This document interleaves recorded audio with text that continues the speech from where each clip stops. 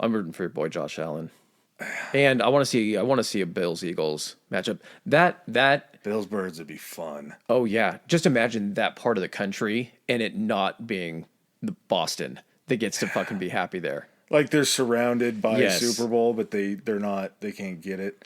I those by far and away would be the two funnest fan bases to watch playoff against each other. Because Philadelphia hates everybody. I mean, they booed Santa Claus.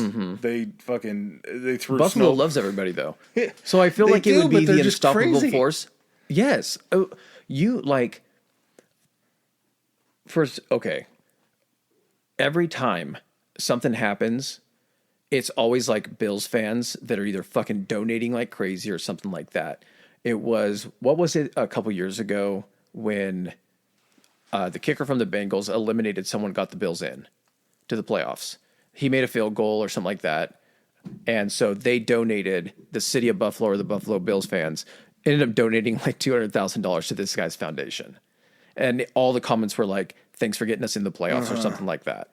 And then, of course, one of their own, Hamlin, his fucking, and that was not all Bills fans. That was from It was from outpouring across everywhere. But But the hurricane down in Houston, they did the same thing. Yeah. Or Galveston, I think it was. Galveston, Houston, all that.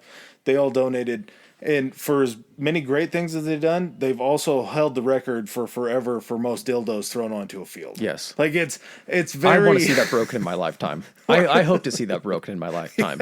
Dude, it's just, they're so polarizing one way or the other. But what I'm saying is you get the, Philly fans and everything that are just so fucking hardcore and abrasive. And then you just get the Buffalo fans that are like, fuck you, go Birds. They're like, all right, you want to come, like, we're going to jump on a table. Do you want to come watch?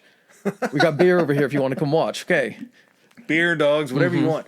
You can even come hate us to our face. It doesn't matter. We're in our own world. We're in the fucking Super Bowl. Yeah, the Like- Mafia's the best. And I'm sure if they get back to the Super Bowl, there's going to be so many fans that just have a flashback to the 90s and the four The Jim straight that Kelly they days? went to. Yeah, dude, the four straight that they went to and the four straight that they lost. Like, you have to break that streak, and it has to be this year. They got buzz from Hamlin. Josh Allen's healthy again. It's all going to work out really, really well, I feel like. They got just tons of momentum. Is there a way for you to segment this in, or segue this into the topic today? Because I'm flying in blind. Yeah, so you asked about the donuts earlier, and the donuts are from a place called DK's Donuts. We're Okay. lucky enough to have one locally. Do you know what DK's Donuts stands for? I don't. Before you explain that, do you want to kind of explain the format that we're going to try? Oh, yeah. So not only are we doing a learning lesson for you guys, we are doing a learning lesson for Chris today. We decided that we're going to throw in some episodes where one of us teaches the other one. The learner has zero clue throughout the whole entire thing. They might have a cursory knowledge or a lot of knowledge about it. We don't know because we don't discuss the topic. So this could be something that secretly you didn't think I knew about, but I did, or I know nothing about. So that's kind of the beauty of it, is probably going to be something I don't know about. So I get to act as everyone and ask some questions. Yeah, you're kind of the proxy for the questions. Yes, I'm excited about this. And we're going to do this, I think, we're going to test it out, maybe try once each a month, right? Yeah. So we'll have the two topics that we both research and can go back and forth about, and then we're going to have our mystery topics. Or if we really like it and get obsessed with it, it might happen more. Yeah, can you pass me the pipe again? One or the other. But do you know what the DK for DK's Donuts stands for? It's not Donkey Kong. Nope. Is it delicious cream with a K? It is not. It stands for Donut King. Okay. And there's a man who also goes by the same moniker. His name's Ted Ngoy. Have you ever heard of Ted Ngoy? I have never heard of Ted Ngoy.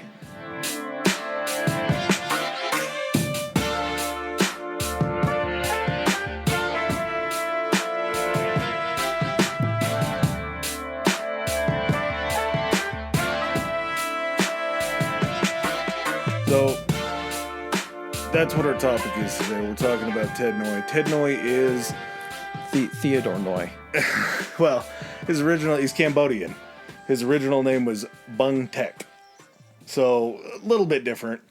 But Ted Ngoy perfectly encapsulates the American dream to me. And he came over as a refugee. We'll get into all this, but just kind of a quick outline. this man rode his way up from being a custodian at the church that sponsored his freedom here in America to running an empire of donut shops in California that spanned, I think it was like 50 to 75 donut shops that he owned.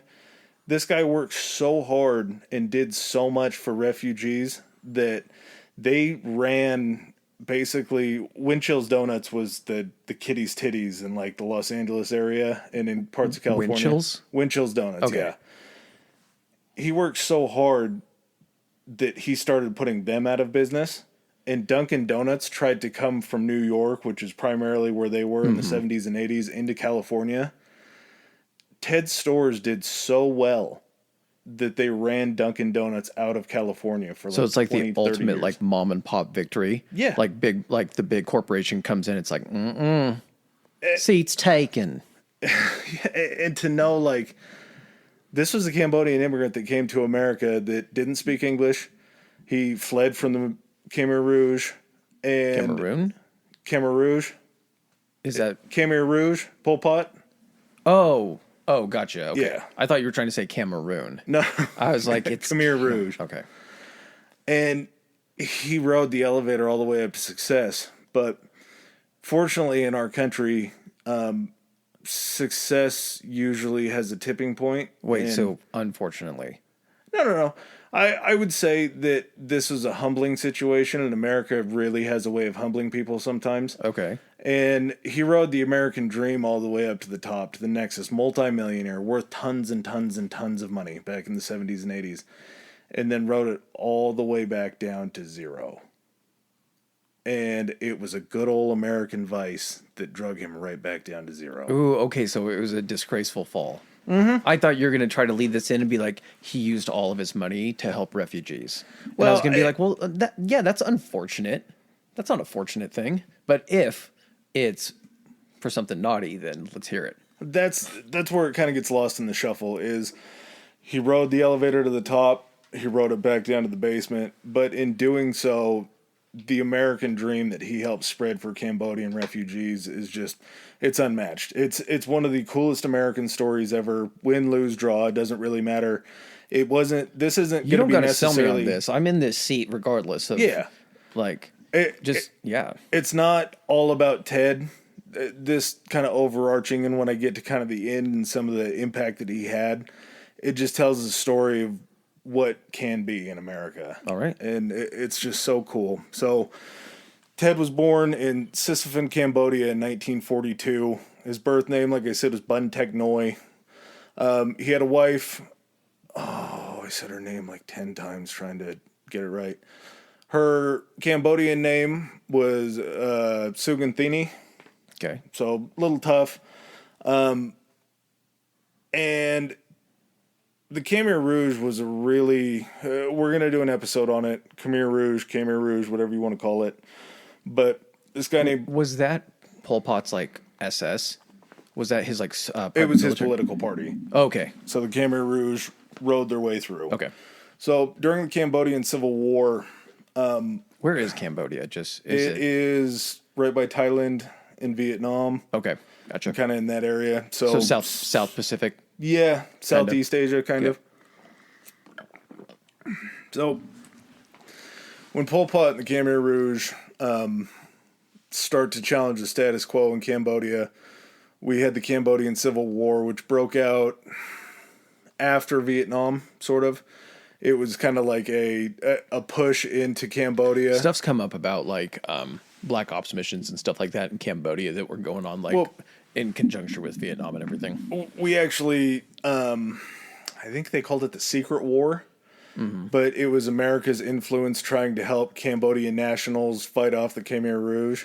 Yeah, I'm trying to think if we talked about this during a previous podcast or if it was just something maybe I watched and we were going to discuss, but it was talking about how didn't like a plane go off course or get shot down in Cambodia that wasn't supposed to be there, but it was tied back because it had like CIA operatives or something, or they were doing like a cargo drop or something like that. Could have been. I could have sworn there was something like that I heard, but please continue. So when they sweep into Cambodia, it is literally just an all-out civil war. And the war brought Ted and his family to America, but his life over in Cambodia was just absolutely crazy. So he was born over there in 42. Father left when he was very young. His mother raised him. His father came back, asked for forgiveness. They tried the whole family thing again. Not a whole lot else is really brought up about that is kind of remarkable from high school, anything like that. But after high school, he moves into Phnom Penh, the capital of Cambodia. Mm-hmm. And he has a villa that's right across from his wife, Christy, her American name, because the other one is very hard to say, Suganthini. He moves in right across from her family's house. Her dad is a very well-known diplomat. He's very famous. They have security guards and everything. He moved into Phnom Penh to learn foreign languages, to try to go out and expand himself in the world. He's learning French because French, I think, ruled over Cambodia for a while. Probably French Indochina like French around that time. Indochina and like popping like some areas down there like still they're the what they call them, like French Polynesia. Yeah, they French still have influence. Yeah. So he's learning these languages, and every night he would go out on his balcony and he would play the flute. Very poor means. I don't know how these two villas got together right next to each other. But he would play his flute every night, and Christy's mom really loved hearing it, and she really enjoyed it too. One night she goes out, spots him on his terrace. They make eye contact, and she somehow, through the maid for them, gets him a note, and they strike up this relationship. So this is Ted and Christy you're talking about? Yep. Okay, I thought you were talking about Ted's dad for a second. No. Okay. Ted's dad is long out of the story at this point. But as they're passing notes back and forth, he says that he wants to come see her. Got a real Aladdin Princess Jasmine situation going on here, it sounds like. Yeah, it gets, I would say, probably... Street rat, I don't buy that. I don't know Aladdin, but this feels like a weird kind of rehashing of like a Cambodian Romeo and Juliet. I was going to say that too, but in Romeo and Juliet, they're both rich. Oh, no. It gets much closer. Okay. So he says one day that he's going to come see her. She's like, I don't know how you're going to do that. We have guards. We have razor wire. He goes, I'm going to make it happen. So, like storming a goddamn embassy, man. Yeah. One night. Milady, I shall storm the gates. This is about to get real weird, and I don't know how true it is because it just doesn't sound like something that I would believe. Okay. But I've heard him tell this story, and there's a very good documentary that came out in 2020 about the Donut King, and it's in there too. Okay. So one night during a rainstorm, he knows that he can't make noise without the rain and without thunder and shit like that covering it up. He jumps from his villa to a coconut tree that is over the barbed wire. Then he jumps from the coconut tree to another terrace on Christie's villa. Walks into the door, goes down a hallway, somehow magically finds Christie's room in this whole big villa, like doesn't run into her dad, anything like that, opens the door. She's sitting down praying. He waits and watches her. She turns around. She's like, oh my God, who are you? What is going on? And he's like, no, shh. It's Ted. It's me. I'm here. I told you I was going to come see you. Yeah, guy from I'm across the flute the way? guy. I'm the flute dude. I'm a professional flautist, and you're going to love what I do with my lips. So, have you seen the White Lotus theme No. song? It's literally just the theme song going. Mouse, powerful instrument. But they strike up a relationship, and this is the first part where things get real weird. He spends the next 45 days underneath her bed, living in the house underneath her bed, and she has the maid that was passing the notes, like bring him food during the day, and then at night they jump down onto the coconut tree, they get out, apparently they tear up Phnom Penh on his motor scooter, but for 45 days he lives underneath her bed, which sounds like the craziest part of the story. We're not even scratching the surface yet. I feel like you're telling me a goddamn Disney movie right now. And that's like a dirty Disney movie. If I hadn't have read it and heard this story so many times, Keep like, going, there's no please. fucking way. So I'm not going to lie to you. You told me Donut King, and I was a little skeptical about this. And I'm sorry that I didn't have full trust in you after that. Because this is already exceeding my expectations. Yes, Good. Yes. Good. So Pops ends up finding him after 45 days, kicks him out of their villa. Finds him in the room. Yeah, finds him in the room, kicks him out of the villa. I wonder what like finally gave it away. Yeah, like if he just walked by her room, he's like, why does it smell like a dude in there? Yeah, He's been no living kidding. in here for 45 days. What are all these empty dishes around the fucking bed? Why does my maid keep bringing food up to my daughter's He's room fucking when she's just not snoring home? under there taking a nap. That's how he gets caught. He gets dragged out by the foot from underneath the bed. So Christy's dad kicks him out. At what point is he beating his dick? Is he beating his dick under there, you think? He's going out on all these dates. Are they fooling around? And then at night she's like, no, you must go under the bed. You must sleep under the bed. Like we're doing this crazy shit that shouldn't be He's happening. under there trying to poke the bottom of the goddamn mattress. Stop humping the bottom of my bed. Ted. Fucking Ted, knock it off. Christy's dad tells him, you have two options. Either I'm going to get your ass arrested because my daughter's like 16 and you're in college, you're like 22 years old. I feel like Cambodia would have some pretty loose rules with this. Well, he's a famous diplomat, though. Like, That's he true. has a lot of It probably pull. wasn't even the age thing. He's like, I'll just make you fucking disappear, flute, dude. Could be. That seems to be a theme in Ted's you life like blowing in stuff? Cambodia. You like blowing stuff, dude? So that was option number one. Option number two was that he invites Ted to a family dinner. Ted tells Christy that he was cheating on her, which he was in a room for 45 days. So unless he was banging the maid, there's no way that was happening. Was that option 3 was to break up with her and just not be seen again? That was option two, was to break up with her, tell her that he's done with her, doesn't want to be with her. You just told me option 2 was the family dinner. Yeah, at the family dinner, he's supposed to tell her that, like in front of the whole entire family. So the family knows that he's been disavowed because he's poor and they're very rich. Oh, see, you sold me on this like a Jack Dawson thing from Titanic where it's like, we're going to invite you to dinner and see if you pass the test if the family approves. No. There was no test to be done. Okay, it was just like, you're fucking out of here either way. Mm-hmm. Okay. So he chooses plan B, shows up at the dinner, and instead of doing what Dad said, he confessed his undying love to her, and then he pulled out a knife and he went ahead and stabbed himself in the stomach. And got rushed away by the paramedics, Cambodian paramedics. I don't assume they probably had a real great racket going on back then. But she's so distraught by this that she then tries to overdose on pills to kill herself because her parents said that they can't be together. So after his weird Romeo-esque suicide When was attempt, Romeo and Juliet written? a while ago, it was Shakespeare. This is so fucking on the nose. Yeah, dude, and that's why it's hard to believe. But every single time I did this research, I heard the exact same story. I feel like this guy's sitting out on his patio, playing his flute, reading Shakespeare, and making this shit up. But please continue. It very well could be. For all we know, it's true, though. Yeah. For all the information we've been I given, haven't this is seen true. anything to push it the other way. Christie's even said the same thing. So Stranger things have happened. yeah, absolutely possible.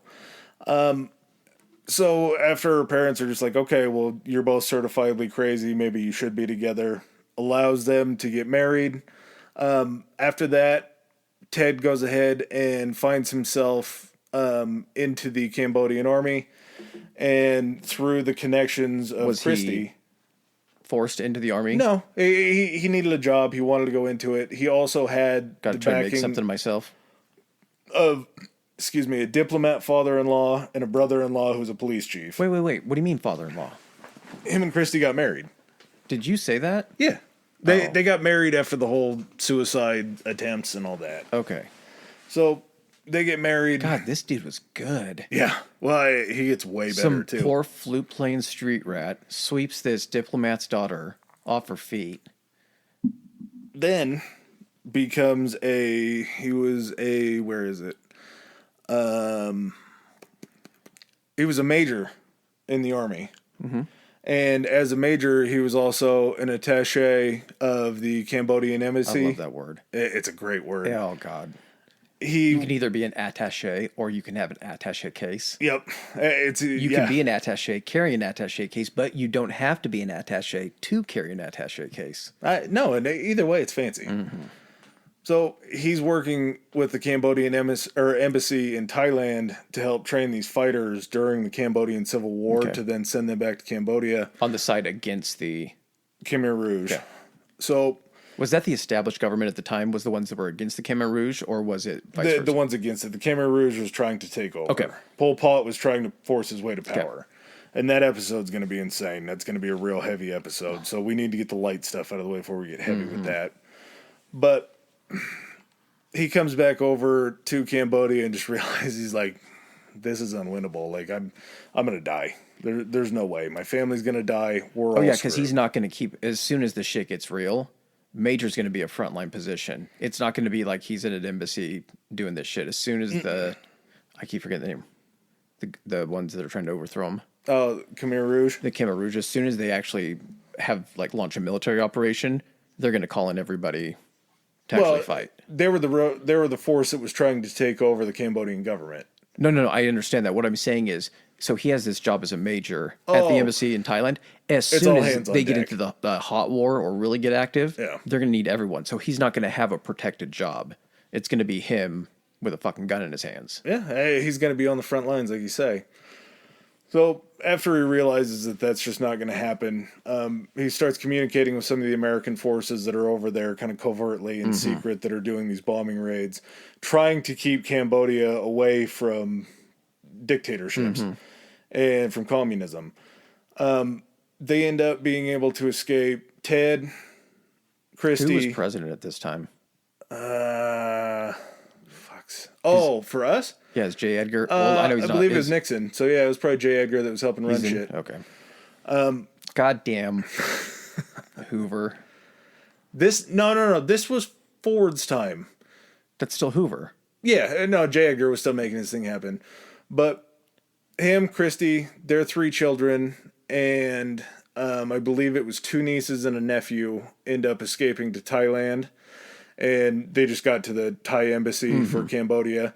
And they were held there for a little while. And he lost I believe it was his sister, his mother, everybody else fell to the Khmer Rouge. They were all killed. So Gerald Ford knows that America has some skin in this game in Cambodia. He convinces the government to allow refugees in from Cambodia, and they were kind of spread all over the United States, but mostly they went to California. They went to Camp Pendleton.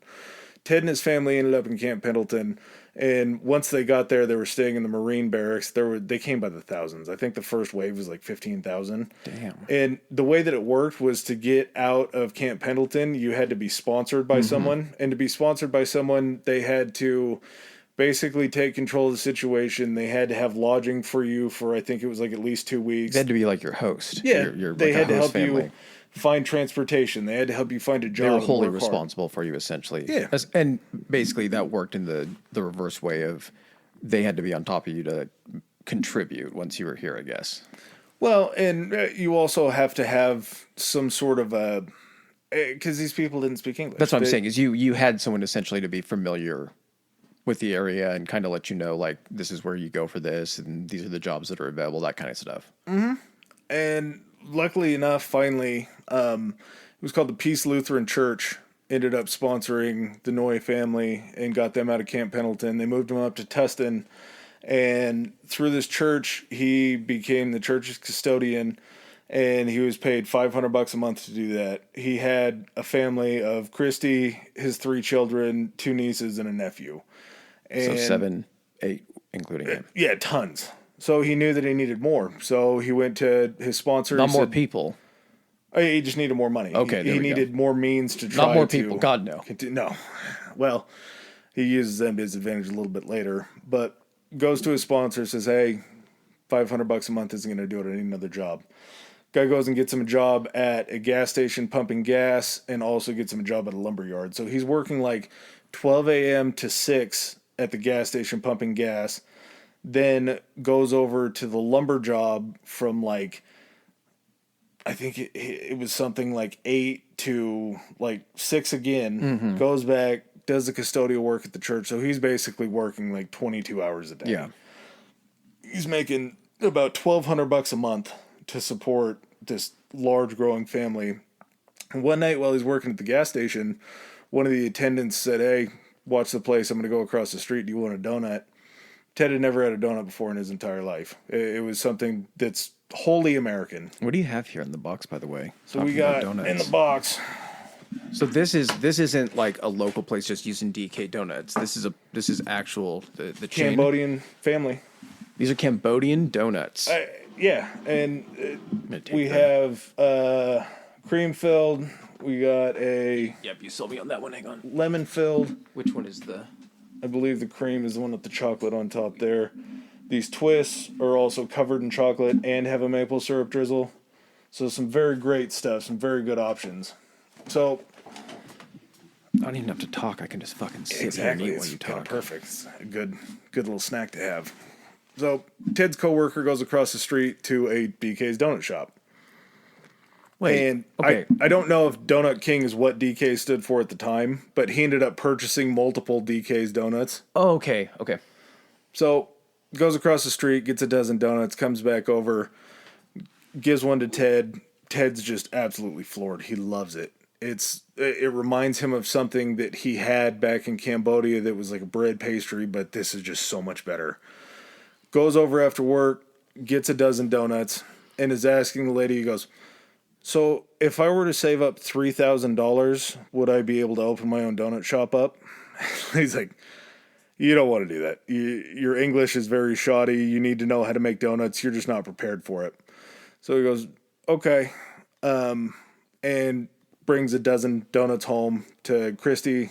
She eats one for the first time, is just in love with them too. He comes back and is getting donuts from them again. And they go, you know what would be a great plan if you really wanted to do this? You would go through the Wind Chills program. And the Wind Chills program was, I think it was maybe like 15, 20 minutes away at their headquarters of this huge chain. So he goes back to his sponsor and he goes, hey man, can I get a ride? And the guy's like, yeah, where are you going to go? He's like, well, I want to go do this training for Wind Chills Donuts because I want to open my own donut shop. And his sponsor's like, yeah, I mean, I don't know if this is going to work. I'll take you down there. Man, come on. I'll take you down there and we can talk to him. I've already got you 3 jobs. Yeah, when are you going to have time to do this? So they go down to Wind Chills and talk to I guess he was just the owner. He says, we've never had anybody like you go through our managerial program. Like, you will be the first ever Cambodian refugee to ever go through our program. So he ends up going through the program. They get him his own store that he's managing, and that is in Newport Beach. So moves up there with the family, and he figures out that he can keep his overhead low if he has his family working there too. It's also really helping him because he's starting to get better. See, that's that Eastern work ethic. Yeah, it's just you bring everybody in the family and everybody pulls their weight. And he's working his ass off still there at the Wind Chills location. Christy's working up front, but it's also helping them start to learn English through conversations. He's a very friendly guy, so people really love coming in and seeing him. And they said that they were pinching pennies so hard that when somebody would use like the wooden stir sticks for coffee, which I guess people use, and they would grab them and they would actually wash them. Oh, come on. Yeah, they were cutting some major health violation corners. Well, I was going to say, so what you would have to do to sell that as someone that has to use wooden stir sticks actually at work making coffee. I don't make coffee for work, but if I'm making myself a coffee. When you dip that into the coffee, it dyes the stick. It's wood. It's just like really thin, like balsa or something like that. So it dyes the stick. So what you would have to do to get away with that is you would have to turn it over and then just dye the other end of the stick and then let it dry. And do that to all of them so all the colors match. Yeah, yes. So it didn't look like that it had already been used. Were they digging the like pads and tampons out and then like refilling the machine with them after they rolled them back up? Just fucking putting them in a press and squeezing all of them out and then setting them back like in a loading press, like they use for ammo. Crazy. We have pink tampons here now. But he ended up saving so much money over the first year. I think he saved up about $30,000 in the first year that he was managing the store. And just kind of, this is probably a little off topic, but so he's running, does he own that store? He's just managing it for Wind Chills. What I'm trying to figure out is how is he getting away with like workers' rights? because essentially he's having to report back to corporate like employees and how much he's paying them and everything like that.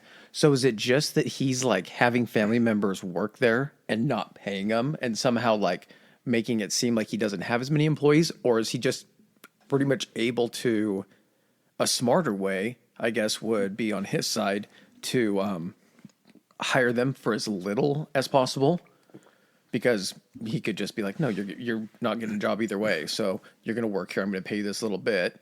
He's then able to get money from them at home to save, and then still, save money because he's not paying them as much. Yeah, I think part of it was probably all the family that was there, which it was Christy, it was the kids. I think it 75, mid-70s, I don't know where child labor laws were. I bet they probably weren't reporting that. Oh, but they're not checking donut shops. No, Christy would have had to have been probably making minimum wage, and then they're just living off of his salary, basically. So their overhead is at an all-time low. Yeah. He ends up saving about $30,000, which mid-70s, that sounds like a hell of a lot of money in the first year. And one of his customers came in, and he was kind of talking to him. He goes, man, I really think that I could run my own donut shop. So the guy goes out, buys a paper, comes back in, and shows him the listing. And he's like, hey, man, there's a donut shop that's going up. I think it was in La Habra was the first one, that they bought. La Brea? La Habra, La Brea. I think it's kind of the same thing. There's an H in there. Okay, then it's not La Brea. Okay. But, yeah, in La Habra. And so he's like, cool. Let's go take a look at it. They were just building one, or one had just like closed and started? They were selling. The people that owned it were selling it. And surprisingly enough, it was called Christie's Donuts. So he went ahead and bought Christie's Donuts with his wife, Christy. And when they came over to America and finally gained citizenship, which was a little bit later on, they actually changed their names from Bun Tech and... what do you mean when they came over? Like when they came over as refugees? Yeah. They still had refugee status until they became American citizens. I gotcha. So all this has gone on with the refugee status and everything. Yeah. And now they're getting ready to get... Okay, gotcha. And Christy obviously changed her name to Christy. Oh my God, for a second, I thought it was she already had the name Christy. They'd already had citizenship. That's why I said it's a sign.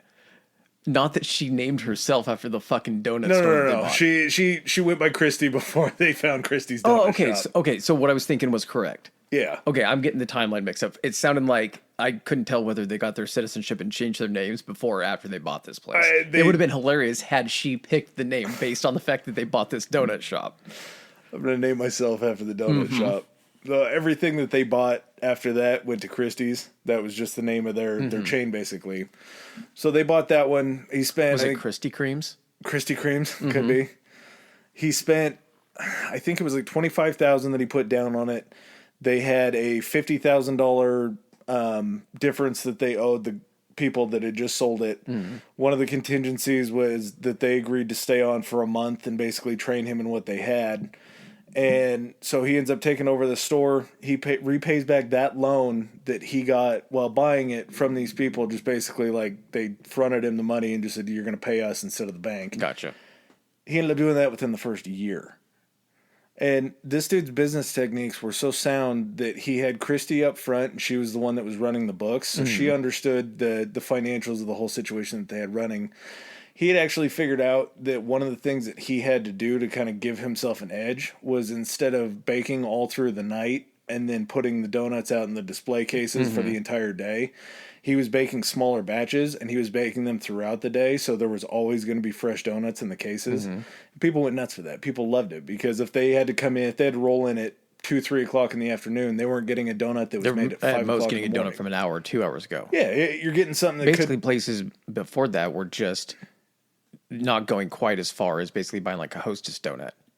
They were just making it beforehand, and instead of packaging it, it was just going in a case, a display case. So yeah, man, getting those donuts at like 5 o'clock that had been there all morning, nah. Well, and they were running 24 hours. This is a 24-hour place. Oh, really? So yeah, they were working all the fucking time. He was working 24 hours a day, 7 days a week, making donuts all throughout the day and night for anybody that was coming in. That was another thing that he really had a good knack for, was when they went over and looked at the first Christie's that they were going to buy, he basically camped out for like an entire day and watched their flow of customers and knew that it was going to be a good investment because they had a fairly steady customer base that was showing up at all hours of the night. Research. So 24-hour Listen, donut this shop is the makes guy sense. that was able to hide out for 45 days. And not get caught. Not only just in a normal person's house, this place had security. A diplomatic villa. A diplomatic villa.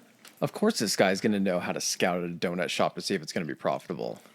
And just overall, a very good businessman. So, as the empire's starting to expand, he knows that he needs more workers, kind of in the same way that he fashioned his family. So, he starts sponsoring these other Cambodians that are coming over from Cambodia's refugees, and then training them to run these stores for these franchisees. So every time he would sponsor them and bring them over, he would set up the franchisee location. He would go in there with them for a month. He would teach them everything they need to know. He would bring Christy along too, and she would work with the financials on them. So he set up the whole entire thing for success, and it was all kind of based on the Winchell's model besides the things that he had changed about like making donuts and using good ingredients and all that. But he was setting these people up left and right with just all sorts of success, and he would lease them out as a franchise. They would pay a small fee up front. Not only was that happening, but he was also setting up lines of credit for these refugees to come over and to be able to get a franchise. It didn't just stop there, though. He was giving loans out to people that were starting liquor stores, that were starting all these other businesses, and then running his kind of same entrepreneurial game plan in every single one of them. Do you feel like having listened, because you said some of the stuff you listened to is actually him talking, him interview and everything like that. Do you think it started out where he was doing it as a benevolent act to like help out refugees, or do you think he saw through like use of his family and the ability to maybe pay people less and everything, that he could make more money off these places if he was able to have almost a more of a semblance of control of who was working for him? Because, I mean, it all seems like he had the process set up, and he kind of seems like these people would almost be indebted to him and everything. Whereas a business relationship, you know that it's a business relationship. There's not really a personal debt. I mean, a monetary debt, but there's not really a debt of conscience. With him being able to sponsor these people and help people out that are refugees, do you think that part of it was more benevolent, or was it him seeing an opportunity? I think, I honestly, this is going to be the only benefit of a doubt that I give the guy, because he does some fairly shitty stuff that doesn't involve any Cambodians besides Christy after a while. But I truly think that he saw the success that he had in this country and wanted everybody else that was coming over to have that same success, because he's still, for as much shitty things as he did to these people afterwards, he's kind of come around now to where I guess we're still in the rise right now. So I know you've said that he has a horrible fall. So what I'm trying to do is I guess in my mind, I'm trying to set him up for the fall, as if he is doing this for nefarious purposes or something like that. No. But I guess it makes it that much more of a fall if he was essentially like such a good guy starting out. You're taking him higher on the mountaintop. So when you get ready to chuck his ass over the cliff, it's that much more of a splat at the bottom. Yeah, he was a victim of his own doing. It wasn't anything that he had done to the Cambodian people. I truly think that he knew that he needed the empire to spread, because that's just kind of the American way. You want that to happen. But at the same time, he saw that he could give his family the life that he gave them. And this dude's snatching up donut shops. Within the first year after buying the first Christie's, he has 5. So he's able to grow his empire as long as they have the same work ethic and the same ideas that he does. It sounds a lot like McDonald's. Did you ever watch that Founder movie? Yeah, it was Ray Kroc. Yeah.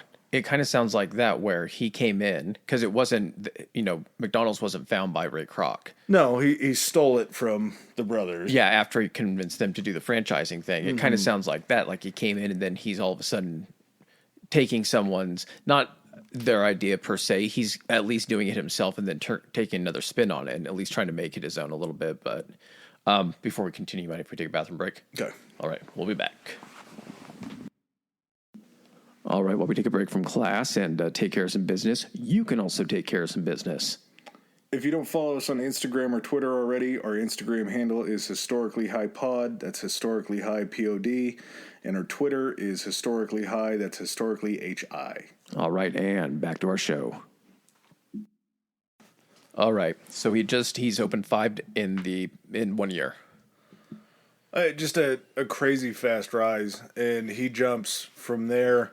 I mean, it takes him another 10 years, but by 1985, the guy owned 32 locations. That's a fuckload of donut shops. He's 43? Somewhere around. He's in 42? Born in 42? Yeah, so 43. Okay, so he's still got some years ahead of him. 1987, the Noise became millionaires, and they had 50 locations. So they just... I feel like they were probably millionaires before that. Yeah, I don't know if it was because they'd stopped, probably like in total with all of their assets and everything they were, but as far as like liquid cash. Yeah, like their person, yeah. And them personally, probably not their company. What they would do would be they lived in a motorhome basically and would just travel up and down California. Well, I guess at this point all the kids are gone. The kids are probably owning these franchises or have gone to school or business school or something like that. I'm sure they're probably running the original Christie's or the other 5 locations. And so they're just traveling in this motorhome, either scouting new locations, at shops, training. They're just kind of doing everything. And one of the things that he really pushed for Are these locations all still in California? Yeah. At this point, they are. Okay. It takes a long time for them to branch anywhere else out.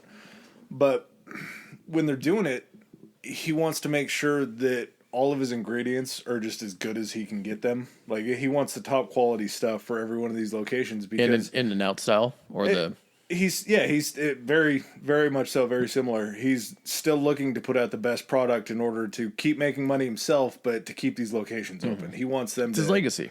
Yeah, and he truly, over his whole entire time, and this is where I think he was just more into trying to make life better for everybody else. They had 50 locations. Over the whole course of him being in America, he sponsored 100 Cambodian families. And that's just families. So, yeah. I mean, maybe 500-600 Cambodians that he personally himself sponsored. Well, yeah. I mean, if the families are coming over, and by family, I think it's...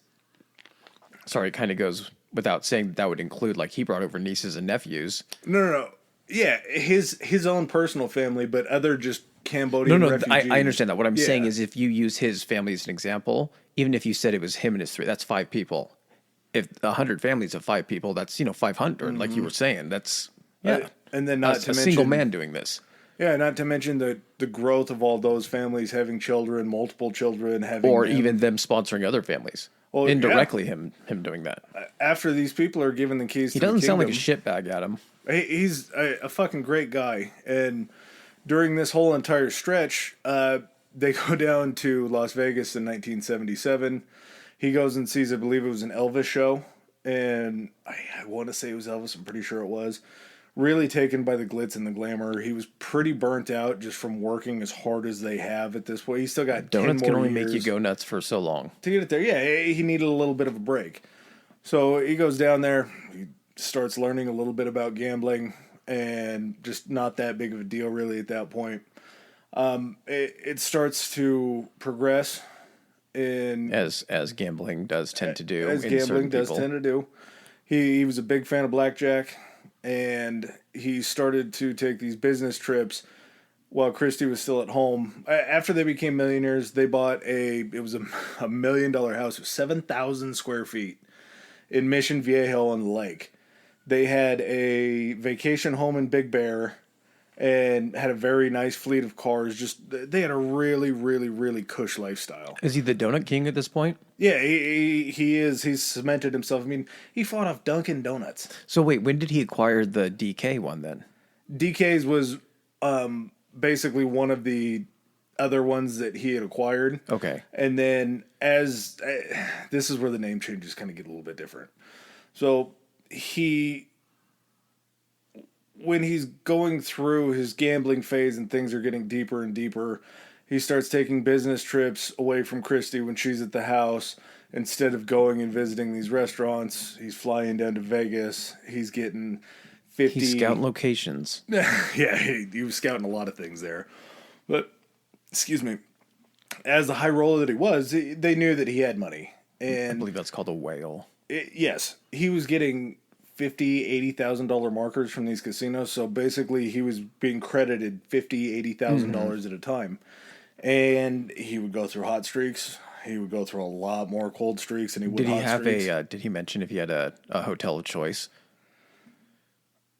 I don't know if he did. I don't think he. I think he was probably spread the wealth around a I was lot. gonna say he sounds like a Caesars guy. Could have been. I picture him maybe more as like a Palms, but absolutely could have been Caesars.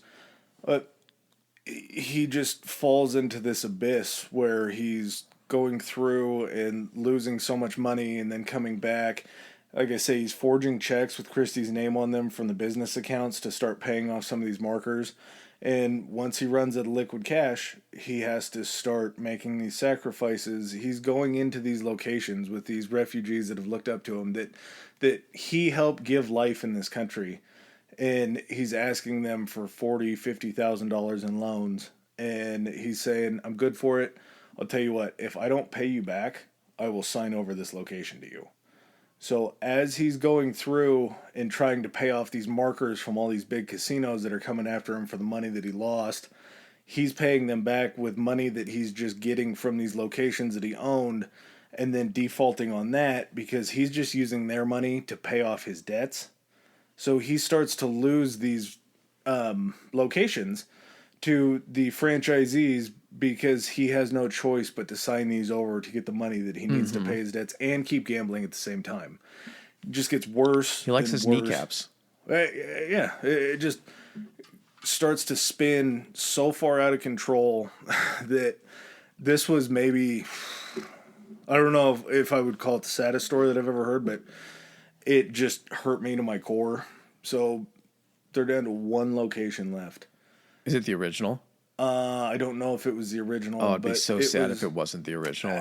I don't think it was because. How does his wife? When did she pick up on this? Oh, she starts to realize when the money's not flowing the same way that it was. She's calling him and be like, "Hey, you guys aren't sending us your franchisee fees and everything like that." Like, yeah, did you not talk to Ted? Yep. Yeah, well, we don't do that anymore. We own our own location. We're not paying you shit. Didn't you know? Didn't Ted tell you about the $50,000 that we loaned him? And so I'm sure, and she puts up with this. She goes through this whole entire thing. Yeah, but you got to imagine, dude, this is like, I think that kind of gets lost is culturally, what marriage means culturally to other countries and stuff like that. Like, there's no such thing as divorce or separating in a lot of places, unless you're very, very rich and you're male. Mm-hmm. Then those laws can be bent a little bit, but I mean, maybe, I don't know anything about Cambodian culture or anything like that, but maybe it's one of those things where the woman does, regardless of the woman's standing, the woman has no say in the relationship. Well, I just think that she probably every time she looked at him, she saw the kid that stabbed himself in the stomach to be with her. And there was probably some of that and everything, or she saw him, as having like gambling addiction and everything, was just trying to be supportive and everything, but at some point, like, come on. Yeah, the man was working 22 hours a day to be able to provide for your family. He gave you this empire. He made you a millionaire. And I'm not saying that that's... You have a house in Big Bear. Shut the fuck up. Yeah. It's not without Christy, because I think she played just as much of a role being the bookkeeper and trying to keep everything 100%. rolling. Yeah, 100%. But it comes down to their last store, and they actually have to talk their son into going with them, because it's in his name. And so he has to sign over the last store that was his store. He goes with his parents. They get $80,000 cash from these people. The son signs away his store that his parents gave to him. And he's driving back. He's driving the family back. And on the way back, he's speeding. And they end up getting pulled over. And they all three get arrested because... Ted stopped paying the car loan. Mm-hmm. And so the leasing company said, this is a stolen car. They all three get taken to jail. Car gets impounded. Once they're able to finally get out, post bail, whatever they have to do, Ted calls over. He goes, hey, we had some money in that car. We need to get our car back. It was in a Burger King bag in the trunk of 80,000 the in car. cash. He said that when the police reported back, they said that they found no money. That it was empty. The trunk had nothing in it. So the police stole his last $80,000. Could you imagine? I'm trying to. Just that the anguish. That wasn't. You had, like, when you got taken out of that car, and at that point when you're getting put in the back of a squad car and you're not able to physically be holding that money, that's all you have to be thinking about the entire time. Mm-hmm. You're being processed, incarcerated, all that kind of stuff. All you're thinking of is, what are the chances this money actually finds its way back to me? And you have to know that it's very slim. Yeah. So getting that confirmation, that had to be, worst case scenario, what they're expecting to hear. But it was just like, I fucking knew it. But fuck, 80, who do you think that 80 went to? Do you think it was the officers that first, they had to have been the ones that first pulled him over and searched the car, right? Yeah, out of the impound lot. I don't think it makes it to the impound lot. You don't think so? Why else would they have any reason to look in the trunk, though? Oh, they have to search for weapons, drugs, and stuff. Some other things Even they're going to charge them with. Even for a stolen car? You think? I think they would especially toss that if it was marked as a stolen car. Maybe. And even if it's in a Burger King bag, you remember we were talking about how much money cash weighs? Yeah. And like size? That thing had to have been full to the fucking top. Could have been. Yeah, it was probably spilling over and they saw it, and that was the last time anybody saw it. Fuck, the fact that you're sitting there driving with 80,000 in cash and you get pulled over, that had to have been why are we fucking getting pulled over? And then as soon as For speeding, but then it's not for speeding, it's because you decided not to, you actually didn't decide, you just didn't have the money to pay for the car, and then it gets repossessed. Yeah. That had to have been the last thing on his mind was, I wonder when the last time was I made a payment on this car. Well, think of it this way, too. Had the son not been driving a stolen car, the car not being in his name maybe or anything, had the son not been driving, would he have been arrested? He could be like, I had no idea. Yeah. But because he was driving a stolen car, and then the car was in the parents' name. Just that had to have been the worst feeling to have.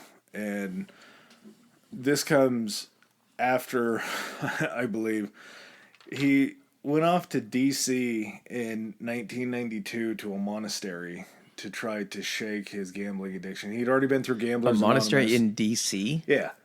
He had already been Washington, D.C.? Yep. Okay. He had already been through Gamblers Anonymous. They had already tried all that, just made it worse. He was going and telling stories that were helping other people, but then in turn hearing them all talk about gambling, it just made him want to go harder. Mm-hmm.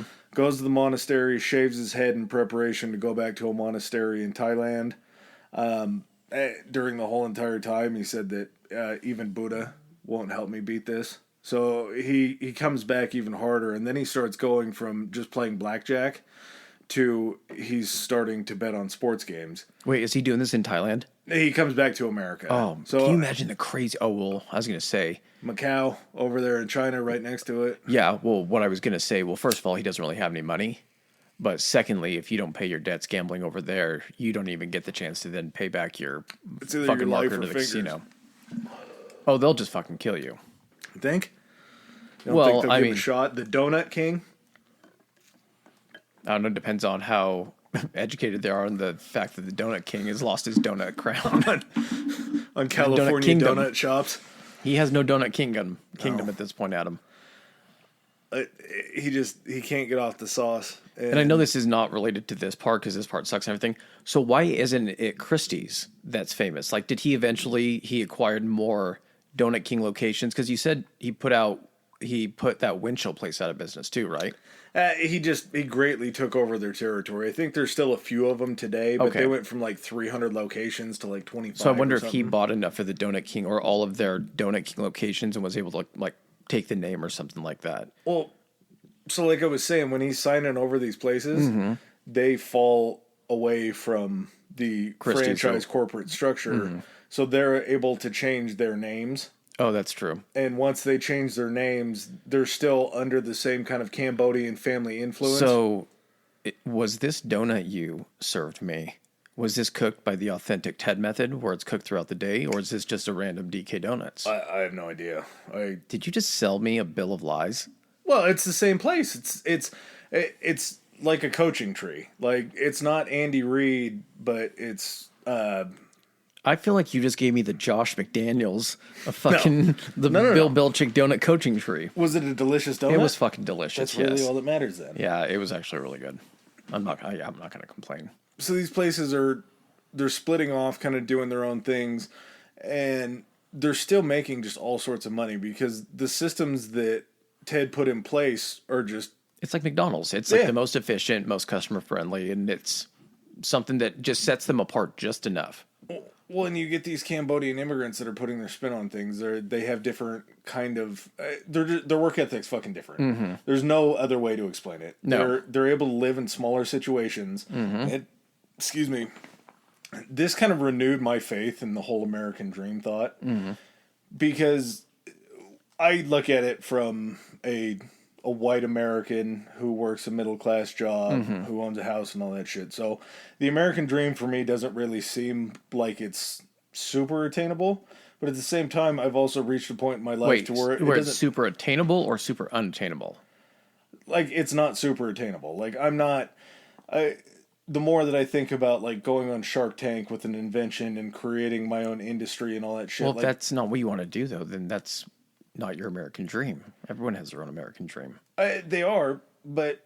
This is ours. Being able to do this full time, winning the lottery, doing this full time. Being a middle-class American, though, it almost tries to take that dream away because it's like, we're not necessarily struggling, but we're not, we can't do this full time. Yeah. So you're living a comfortable enough life that you're not trying to go out and make that American dream happen. When you come over as a refugee, you have no choice. You have to work as hard as you can to try to raise yourself up to get to where you want to be. Well, like, imagine, like, when you live here, you're already how many steps ahead of where this guy came in just by being born here. So your American dream is already set the bar higher. It could be the same American dream he has distance-wise, but ours starts out at a further point up the road. With him, though, he was able to go ahead and surpass what would have been most people that have, natives' local dreams or American dreams. It's just like, I get what you're getting at with it. Yeah, for him to come in, start, and not even like come in and have his first job. I thought you were going to say his first job was at and then he just like worked his way up and bought it and everything. But the fact that like he had to somehow find his way into this after having a donut for the first time. And that was such like a shock to him that he was like, this is what I'm going to do. And I think in true American dream fashion is you get to see the whole, it comes full, well, you haven't told me the end of it, but it seems like the American dream is you get to the mountaintop and then you fucking trip on the way down and you just start fucking stumbling. Yeah, this is the American dream, or this is America to me. Mm-hmm. You can find a way to raise yourself to the highest highs. Despite overwhelming odds that you're going to fail. Yeah, you can make it there. But America has such fun, bad shit to do that any of this can just drag you right back down to zero. And it doesn't have to be a substance. It just has to be a feeling. It has to be that dopamine addiction that you get from doing something, that rush. And just like as hard as you work to climb up, you're going to work just as hard to fuck yourself back down to zero. You have a little bit more experience essentially gambling than I do. I still like to go play roulette every now and then, but it's not something where I walk in like I go to the room and then I'm like, I'm going to go do this. Like if I'm walking past the tables, I'll put something down. Do you think it's one of those things where when you have so much money, you start to, you're making your bets and everything like that. And until you get to that point where you get in like a danger zone, you've already got the hooks in you. Like for me, like if I put aside even like $200 to go gamble with, once I get to that 200, I'll run out of that 200 before I get the bug to keep going. Like, does that make sense? Like if I lose that to me, I'm not going to go get another 200 because that's more of a significant chunk of money for me than it would be for this guy at the time to be betting $80,000, as weird as that sounds. What's the biggest lick that you've ever gotten at a casino? Win? Or, yeah. It's not much. It was off. Oh, okay. Like cumulatively over the course of like half an hour playing roulette, I think I won like $200. And then I just was like, I'm good for that. Paid for my trip. I'm out. How good did that $200 feel though? Like it felt good. I won 3 in a row, lost a fourth, and then won it all back and then a little bit more on the fifth one. And then after that, because of that loss, I felt like the fifth one was lucky. And I was like, okay, I'm done. Like, that's the extent of mine. I'm very minimal when it comes to gambling. There's a certain hit that you get where it's just, depending on what your game is, whether it's a great hand in blackjack that makes you a ton of money, whether it's throwing down a 5 on a number on the roulette board and having it hit and you're getting paid off like 37-1, something like that. I think it's even more than that. I think it's like 54-1, something like that. I stopped playing roulette because it's statistically the worst game that you can play in a casino. See, I feel like I have a system, and I know that everyone says they have a system to it, but I felt like that actually served me pretty well when I do play it, and some nights it doesn't. I think my biggest thing too is with him, he probably did win quite a bit, but he lost a lot more than he won, so he was able to go ahead and, that's what keeps you going. It's like fucking golf. Well, yeah, it's like I'm saying, when you get that hit, when you get that big score, when you go on a heater and you're rolling for fucking 45 minutes on a table, there's some people, and I kind of fall into this camp, there is no better feeling in the world. Like, to be winning and to be on a streak and to look down and see $100 turn into $500, turn into $1,000, that's starting at $100. Can you imagine throwing down a $10,000 bet and having it hit and making 10 times that money, and all of a sudden you go from holding 10,000 chips to 100,000 chips? And then, but because you know the feeling of winning, that regardless of when you start losing, even if you get past the point of you've lost money, you've spent all of those winnings, you know that winning is a possibility. Yeah, and you're chasing that high every single time. So I'm wondering is, for me and everything, if I were to have that $200 and I lost 3 times in a row right off the gate, I would maybe, and I won one, I wouldn't keep chasing that. I would say, I'm cutting my losses and I'm out, even if I won that one, because I don't expect a streak to happen. He seems like the kind of guy that had enough money that before he realized he was losing, the claws were already in him. And he just was, like you were said, he was chasing that feeling, or he always knew that he was going to hit it with the next hand. And then it was always the next hand. And then it turns into a situation where you go from trying to chase that to trying to chase your debt, trying to make it back to zero. And while losing everything that you've built over the last, 25 years. You're not playing for that feeling, getting the rush again. You're playing to try to catch up to what you need to be able to walk out of there a live person. Yeah. And so what ends up happening to him?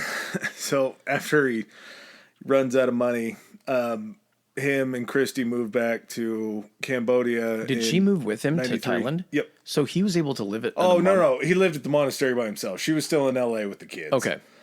So he comes back to L.A., keeps gambling. Have you heard from Dad? Yeah, just there's nothing left. They don't have phones. He sent a messenger scroll. I'm sure at a monastery, you're not getting shit. You're not getting letters probably or anything like that. I picture Ace Ventura when nature calls. Top of a mountain, real quiet, big flight of stairs. He's got to run up them. So when they go back to Cambodia, while he's in America, after he finally makes his money, gets tied up in the Republican Party and kind of starts to fall into that way. He got to meet 4 presidents. 4 presidents in his time. He was given like a medal of some sort of special medal for like an entrepreneurial thing. The American Free Medal or American, something like that. From George Sr. Like he is meeting these presidents. He's that famous at the time that he's meeting presidents to get these medals and to talk to them and to speak to them. He slides more Republican. He's got to be like the poster child for immigrants making something of themselves in the country. Absolutely. And he's something that a president can look at and say, this is good. Mm-hmm. This is why we bring in refugees. Yeah. Like, this justifies it. Republicans, Y'all not so like much. donuts? It's not their biggest deal.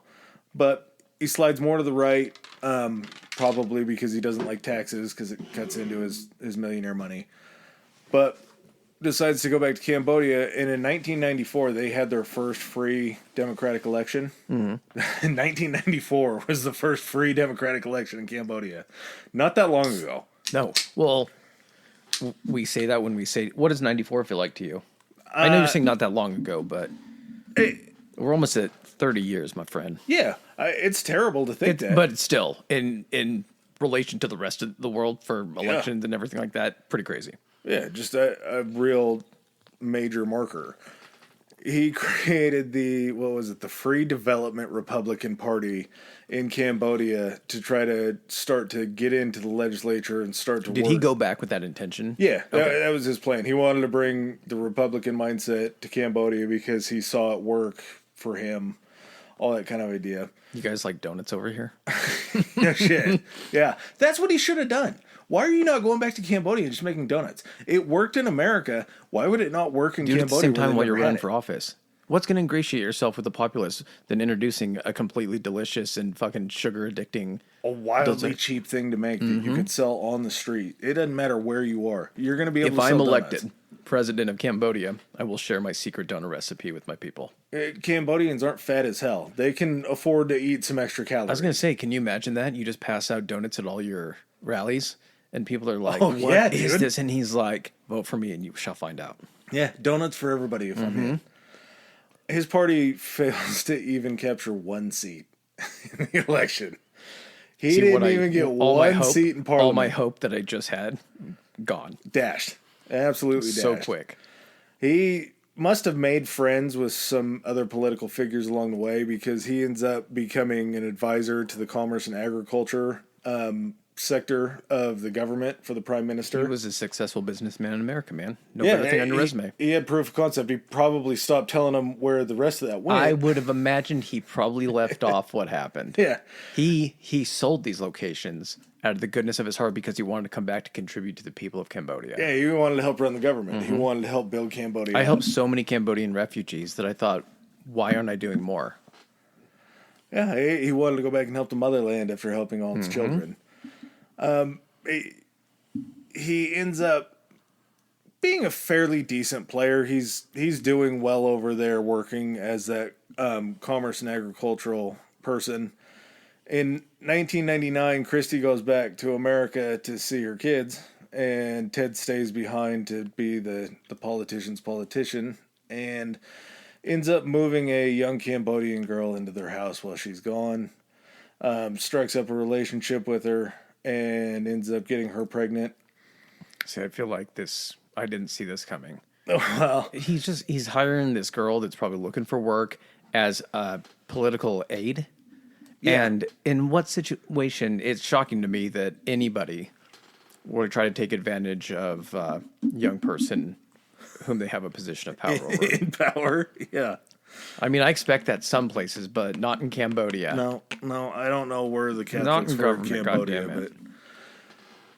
obviously this has to be the breaking point for Christie. She's got to be done with it. When did she lost. How did she find out? She comes back and this girl is living in their house. Is she pregnant at the time, or is there a baby? I don't think she was pregnant yet, but it happened pretty soon thereafter. So Christie finally files for divorce. She finally does the best American that she divorce, can. right? Yep. Okay. She heads back to She's America. like, guess what, motherfucker? Cambodia says- may have a problem with this, but good old city of Los Angeles will do this thing real fast. Yep. Yeah, you don't even have to fly back. I'll just send you the paperwork. You don't own anything. We're not going to be dividing much. We're not splitting up assets, asshole. So she says, taking the house in Big Bear. If that was even a thing. "Oh, it was still. all gone." Yeah. All that stuff had been repossessed. They lost the house on the lake. All that good stuff. All the good stuff they had is just all gone. Poof goes the American dream. Yep. But it was brought down by America. Like it was a total self-inflicted gunshot wound. Oh no, And- we'll raise something. Just simply to fucking smother with a pillow. Just Yeah. to have the ability to throw something in the spokes. That's America's kink. America's kink is to try to build something up and then just choke it. We love to see a rags to riches story, but you also kind of take a little bit There of is love. nothing more people like more than A fall from grace. Fall from grace. Yeah. You can sit here and bullshit all you want about rags to riches being the thing that inspires. No one's inspired about a goddamn collapse, but what people love to see. No one gives a shit about Antonio Brown's rise to prominence as an NFL receiver. Guess what people love? fucking pulling his dick out at the pool and waving it to some Finnish tourists or whatever the fuck he did.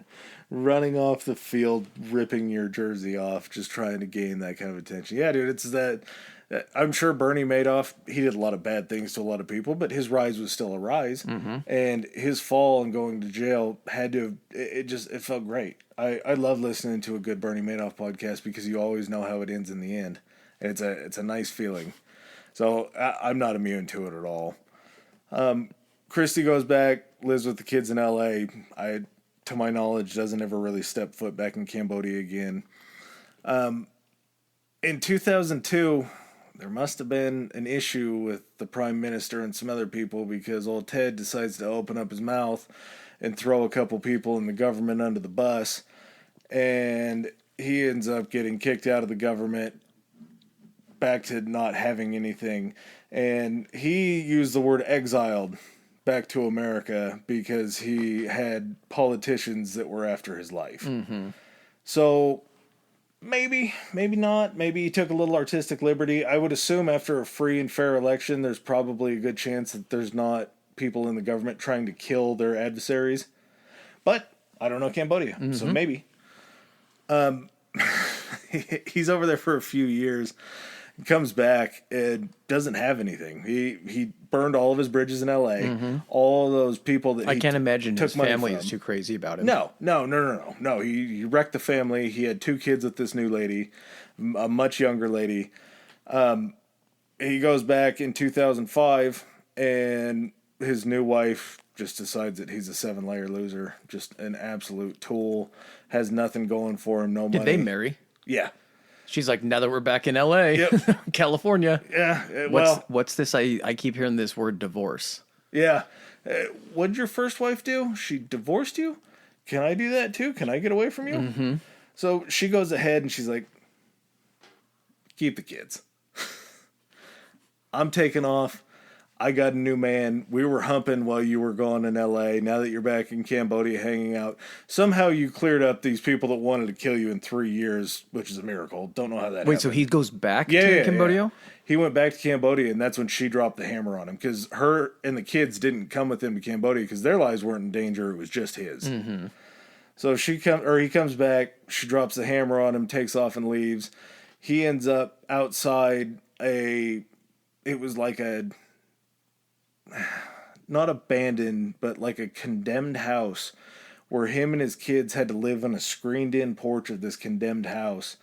Didn't have any money, anything going on. He had one rusty-ass bike that he used to ride to church every day and help with whatever. Was he back to being the custodian at a church? It could have been. Yeah, it could have been a full-circle deal. But the kid that lent him the rusty bike ended up turning into a fairly big deal in the travel world. Mm-hmm. And I don't know Cambodian travel. I'm not sure if that's a thriving industry.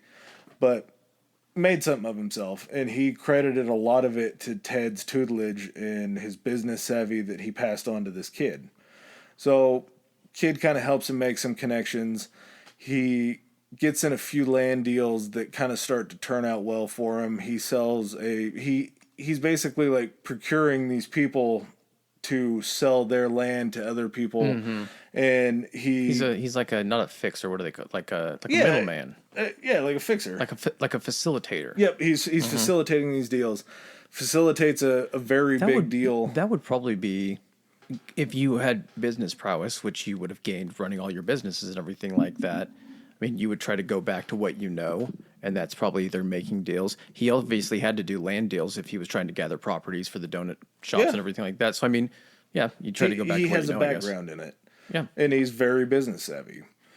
One of his biggest deals that he had was he sold a pretty big swath of land and made a pretty big commission to China. Mm-hmm. And so he's selling Cambodian land to the Chinese. Oh, shit. He's like dealing to like countries. Yeah. Yep. Yeah. Essentially, he's this isn't pretty like big player. Donut King real estate where he's like selling like this favela like shack. Yeah. And he's like, it has running water. No, he's selling land. Okay. So I think it was right around 2014. He moved back to the capital city, moved back to Phnom Penh. The capital city. Yeah, capital city. And he just is sort of working in real estate, making a decent amount of money. And that's sort of the last thing that falls off until 2020 when they did the Donut King documentary, which is a phenomenal documentary. Do you know who Alice Gu is? Mm-mm. She's a director that has worked with a lot of very, very famous people in the business. And they took it to... They were supposed to go to South by Southwest with the documentary, but it was during COVID, so they couldn't do it. She got entered in a few other like online film festivals for independent films and ended up winning just a grip of awards. Like Donut King, it's a phenomenal documentary. The coveted Golden Croissant Award goes to Donut King. After you listen to this, I definitely recommend to go watch the documentary. It's on Hulu. As a video companion to this, of course. Yeah, it'll Even drive do this. home. Start this and the Donut King documentary at the same time. Put Donut King on mute and just listen to this, and it's probably not going to match up at all, but hey, it'll be fun. Well, and you'll get to see the visuals, because that's something that I... What if it matched up? Perfectly. It synced up like Dark Side of the Moon. Mm-hmm. Yeah, it could. I don't know. Yeah, I mean, it might fall along the same way, but you get to see the house. You get to walk back through the Mission Viejo house with Ted, just solo Ted, no other family or anything like that. They figured out a way. The house was on the market for sale, so they talked to the realtor and talked him into letting them bring the film crew over and film it. And just to watch this dude walk through this 7,000 square foot house and see everything that he had and everything that stood for that he lost. And he goes up at one point and sits on the bed in the master bedroom, and it looks out onto the lake. Mm-hmm. And you can just see this guy that just went through 10 lifetimes of shit. And I mean, how much self-inflicted though? It's hard to feel bad when they're self-inflicted wounds. It is, but had that not happened, here's the thing: it's like a missed opportunity, I guess, is what I'm getting at. So like, he was able to help out all these Cambodian refugees and everything, and make something of himself, set up his family. You know, he could have had he not become a gambling addict, had generational wealth. Could have set up his kids with businesses, set up their kids, so on and so forth. Who knows how many people he could have helped in the long run. But self-inflicted wounds, you know, he lost what he lost because of himself. And it's unfortunate that he did that, but it's, you know, you got to get your shit in row. His family, I believe, were probably the biggest victims in what happened. Oh, yeah, definitely. He, you know, his own decisions caused everyone to lose everything. I will say, though, I think the two biggest losers here were just Ted and Christy. I don't think any of the second generation was. And the reason that I don't think that is, so even to today, 80% of the donut shops, over 1,500 donut shops in California, are Cambodian owned. Seriously? Yeah. 80% of the market share is owned by these Cambodian immigrants. That's fucking crazy. In all of California? Yep. That's not to mention all the liquor stores that were started, all the food supply places, grocery stores, anything like that. Do they call them bodegas in LA? Probably. He could. But his influence spread so far into making that happen. And it was a term that I had heard a couple times, were victims of their own success. Mm-hmm. Because as they were able to make all this money, they were able to provide everything for their children that they couldn't. And once you're able to provide that, which Ted and Chrissy's kids were given these same opportunities. They were sent to college. They were educated and all that kind of stuff. But this second generation was able to go to school. They followed a girl in the documentary who, I think she went to UCLA. Her parents pushed her so hard and were able to afford to be able to send her to UCLA. And when they get done with college and they're more highly educated, they see what their parents went through and they don't want to continue on the trend. Mm-hmm. But they also find ways to use their skills that they learned in college to be able to further bolster the strength of these stores that are still in the family. And to see that sense of community, to know like we're beyond needing to work 20 hours a day, but we were still raised to know that we need to work hard enough and family means enough and it's this valuable that we need to pour whatever resources we can into this to make it a big deal. And Duncan ended up trying to move back into California at this point. I'm pretty sure they probably have a foothold. I think they probably do. But yeah, because I always see fucking Ben Affleck fucking holding Dunkin' Donuts shit. Duncan Yes. guy. So this one part of the documentary that they talk about, there's a Dunkin' Donuts that's moving in right across the street from these people who were refugees that Somewhere Ted down the brought in. coaching tree. Yep, down the coaching tree. And they were really concerned that this was going to hurt their business. So the daughter that went to UCLA steps in, starts pushing viral marketing, starts taking videos of the donuts being made, all the specialty things that they're making. And she also talked her mom into being the first person in LA to make a cronut. Mm-hmm. So you already have that in your back pocket as the ace. Like you've created something brand new that it was ripped off from New York. Wait, But what is the cronut again? it's a croissant and a donut. Okay. So she's able to bring something to California that had never been seen before. This Duncan moves in next door, and she gets a hold of all the news stations, and they're running specials about how this Dunkin' Donuts is moving in to try to take the market share away from this place that's been around for forever that everybody Big loves. bad company coming in to push out the local. Yep. To pick on the mom and pop. On the first day, they showed the line wrapping around Dunkin' Donuts. And on that exact same day, at the same time, there was like 3 times as many people at the local place across the street. And she said that Dunkin' moving in actually helped their business so much, people just started coming all the time. At a spite. She said that their sales spiked and have held strong ever since that Dunkin's been open. So Dunkin' tried to come in and take up the market share, which there's a billion people in LA, so Dunkin's still going to be making money. But the competition and the fact that they had more of the new school mentality with the younger kids taking over, they were able to stay afloat and start making more money. It's just that American dream that continues a generation away. Yeah, it didn't stop with him. He was able to plant the seeds for a lot of different people. And I think that's why it does seem... It's harder for me to wrap my head around someone like this than it is someone that grew up with wealth. I think those are the more fun situations to watch someone collapse. Yeah. Because you're like, welcome to the club. Like, welcome to see how this tastes.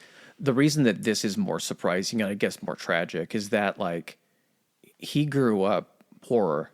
And at some point, you know, with him saving so much money to try to go ahead and go to the, you know, the Winchell Management School and all that kind of stuff, and then to get that money to try and buy his own, he obviously knew what he had to do for that money and had to know how hard it was to you know, accumulate that. And at the same time, get so caught up in just this, you know, dopamine chase, fucking trying to chase that dragon, and it all just brought it down. Like to not be able to look back at a portion of your life and know, like, what am I doing? Like, I should walk away from this and never do this again and just be thankful I've only lost what I've lost and I haven't ruined everything. But then you just keep going and keep going and keep going. It's addiction. You have to think that some of that drive that led him to be as successful is some of the same drive that led him right back into the ground. I think that's what it is. And I think when, you know, it all boils down to people are people. No one is immune from this stuff. We talked about this on the last one, or I don't know if we were just bullshitting, but we were talking about how it was about the players not wanting to play after Hamlin for that game. And talking about how just because somebody is successful and has all this money doesn't mean that they don't suffer from, you know, these demons or have, you know, or just react to mental stresses and everything. He just happened to have something that he probably didn't know gambling was really a thing until later in his life. And all of a sudden he found out this new exciting thing. And the worst thing that can happen to somebody, I think, if they do have that bug or that inside them, is for them to win and to win early. Yep. That's literally the worst thing that can happen. Especially if they win early, they're like, this is easy. I have a knack for this. I'm good at this. But yeah, I think that's why this is a little, this fall from grace is a little bit more tragic, just because someone from a background that didn't have anything goes back to not having anything. It is. Can you imagine if Oprah did Oprah ever do coke? Wasn't there something about Oprah doing coke? I wouldn't put it past her. I mean, But can you imagine if Oprah started gambling and just lost it all? do you know how long it would take Oprah to lose it all? It would be impossible. I was just referring to the more like come from meager, nothing to.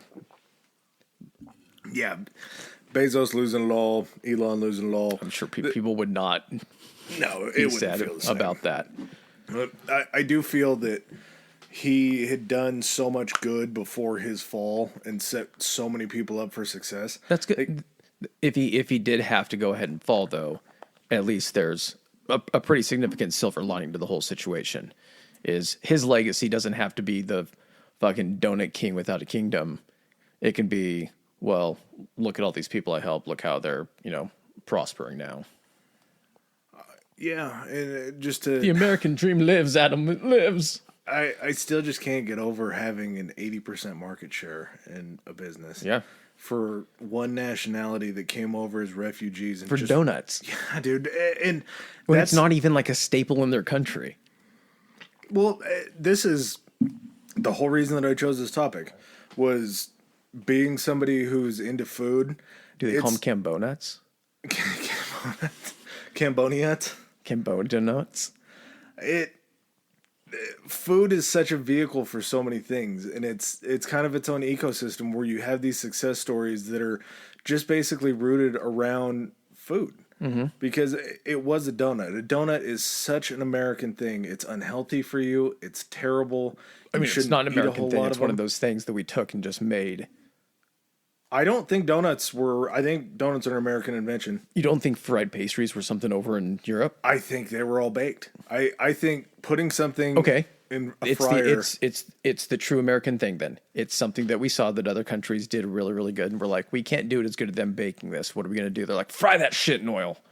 Which... I mean, we see fucking fried Twinkies and fried Oreos. Mm-hmm. Like, it's...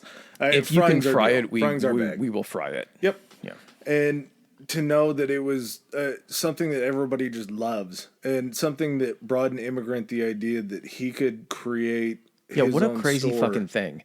That's the one thing. You just... The first time you have it, and all of a sudden it clicks in like, this is what I'm supposed to do. This is what I will do now. I will do this. This donut. Yeah. I'm not... not learning an instrument, not being a master cellist or anything like that. It was literally a piece of fried dough that spawned an empire that takes up 80% of the market share in California. Over 1,500 stores still. At its height, they had 2,400 donut shops that were owned by Cambodians. That is so fucking cool to know, and it just makes everything seem so much different to know that. And I knew before that was...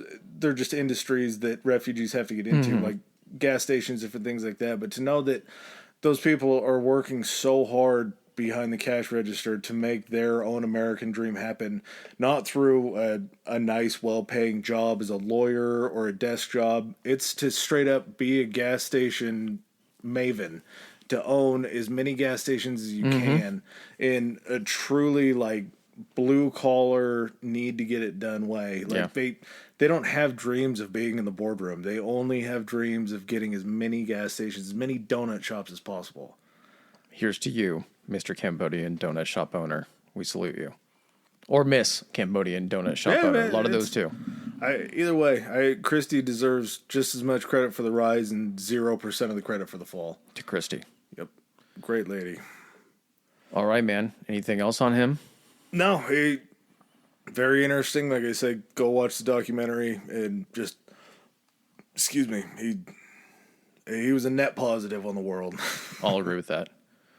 All right, guys. Well, thanks for joining us, and see you next week. Peace.